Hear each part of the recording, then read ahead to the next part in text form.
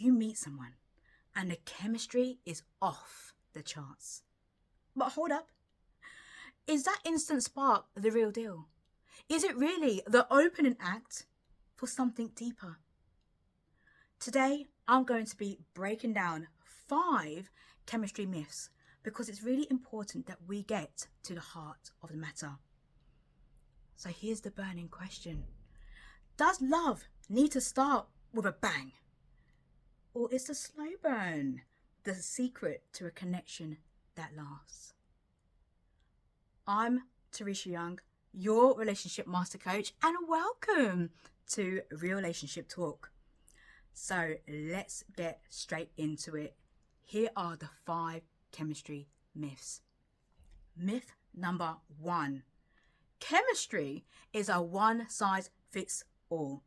Let's crush that idea right now, because that is the idea that chemistry follows a cookie-cutter blueprint for every single love story. And this myth suggests that connection should fit into this really nice, neat, pre-packaged idea of what sparks should look like. But think about it. It's kind of like saying Cinderella's glass slipper is going to fit on every single foot in the kingdom.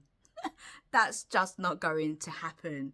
So chemistry for you is going to feel more like a bespoke package. Imagine it to be a bespoke blend that is crafted by electric moments that 2 of you understand. It's your own personal recipe in your own love kitchen. Myth number 2 is love at first sight is the real deal. We've all seen those romantic movies, haven't we? When 2 people look each other in the eyes from across the room and bam! That's it. It's the we met story, the romance, the allure of it all. You got the sparks, you got the orchestra playing, and it's all beautiful, it's all wonderful. And that can feel really enchanting, can't it? However, when you think about it, in reality, relationships are more nuanced. Instant chemistry can be a wonderful thing. It's nice to feel that excitement. We get that. We absolutely get that. But it's only the indicator of something more that can develop, a more meaningful connection, and that you need to give time to. It can be so easy to write off a potential partner just because the initial fireworks aren't lighting up the sky for you.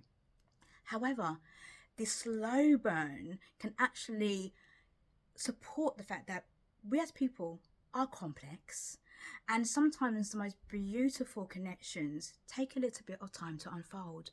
When we're first meeting somebody new, we can feel really nervous. We might not be showing up fully as ourselves because that takes a lot of vulnerability, and also for us to feel safe to be able to open up. So again, you might not see it all, and I wouldn't even recommend to see it all at the start because you want it to unfold really, really naturally. So give it a few dates, engage in some meaningful conversations, and allow the connection and the relationship to evolve really naturally. Because love at first sight could actually be confused for infatuation or limerence. So it's super important to distinguish between letting something build, to understand whether there is a friendship there, whether there's understanding between you. Is there something that can help the relationship or connection to mature? So it might not be love at first sight. You don't need the initial sparks. Allow it to mature. That might feel a little bit boring. However, boring sometimes means that we are just in a completely safe space with that person, and it's something that isn't natural and normal to you, but it doesn't make it quote unquote wrong. Myth number 3 is chemistry means you're compatible. We got that alluring effect again, isn't it? It doesn't guarantee long-term compatibility. You have to go beyond the surface. So compatibility involves having some shared core values. What's your shared life goals as well? What's your vision for the future? Is there mutual understanding between you? Do you even have compatible lifestyles? Now, when it comes to lifestyles, there will probably be some differences, but in the main, do you have a compatible lifestyle? Now, my clients, many of my clients will attest that that is a really super duper important feature for them. Because just imagine, you could be somebody who likes to go out, explore the world, explore the towns, just be out and about, walk in nature, just be quite liberated and free. You could meet somebody who just wants to sit on the couch, eat potato chips, watch movies, and not do much.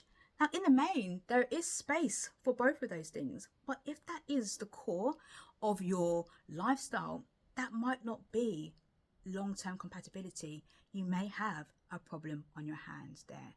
But this is where you don't just necessarily write it off and see it as a red flag. You'd have a conversation with that person to say, so what's the give and take when it comes to his? What can we do less of? What can we do more of? So there will be a conversation around that, and I would invite you to have that conversation. Lifestyle compatibility is huge.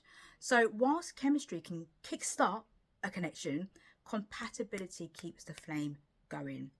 So appreciate the important aspects when it comes to the compatibility, having open, honest, transparent conversations. Actually, let's give you an acronym here. I love an acronym. HOT for when it comes to your communication. Honest, open, transparent. Does that exist in your relationship? Keep your communication hot.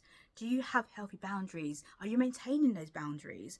Do you have mutual respect and trust? These are all important consideration for compatibility. Myth number 4 is opposites attract, so the differences don't matter. There is many beautiful aspects of having differences. So I would encourage you to embrace the diversity and uniqueness that comes with those differences. But saying that differences don't matter is not entirely true, because there can be some great things that can come from the differences. You can learn so much from each other, and it's about understanding how you can work with those differences. Equally, it's striking the balance, like what we said in the previous myth, about the compatibility and the similarities too that exist there. So the core things that you would not necessarily want differences on is values, for example, your goals, your long-term goals, for example, and your vision for the future. If there's differences there, then there could be some rocky waves and waters to have to navigate there. So it's a case of really tapping into understanding what the differences are, embracing them, see whether they work or they don't work, and then also looking at the similarities too. It's striking harmony between them both. Myth number 5, last but not least, is once the spark is gone, love is also gone. So when you start to feel the spark fading, that means that love is gone too. And there is a widespread and a widely held belief that the intensity of the initial spark must endure the longevity of the relationship to keep it vibrant and meaningful. However, do remember that love is a journey. It's not a destination. And the nature of the spark might just evolve. It might look a little bit different. So it might be a case that this really roaring spark just simmers into something a little bit more glowing, a little bit more slow burning, but it doesn't mean that the flame has gone completely. It's just going to look a little bit different for you. So what does that mean? How can you keep the fire burning? Well, explore new ideas, try new activities, keep it fresh, keep it spicy. Look at your goals, review your goals. Maybe some things need to be revised or reviewed or something along those lines. Find ways to keep things fresh, because that can keep the spark going. And sit down with your partner to say, okay, is there something that we can stop, start, continue doing?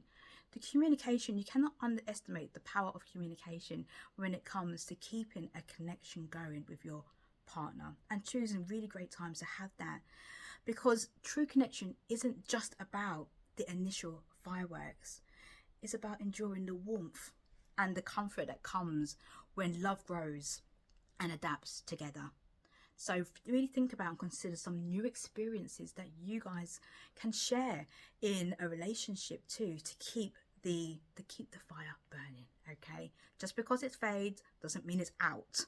Okay, just change the way that flame looks. So there you go, five chemistry myths that I hope I have helped to debunk, and given you some action steps to move forward in order to navigate that flame, because there is beauty behind the chemistry if you just allow it to evolve into something great and grand for you. I really hope you enjoyed this myth busting video, and I would love to hear your thoughts on some of these myths. Do they resonate with you? What other myths have you come across when it comes to chemistry? Do share in the comments below.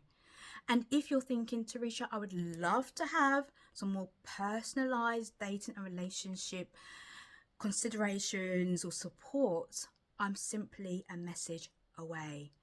Feel free to visit my website, www.tereshayoung.com, or you can DM me. I'm across social media platforms as Teresha Young.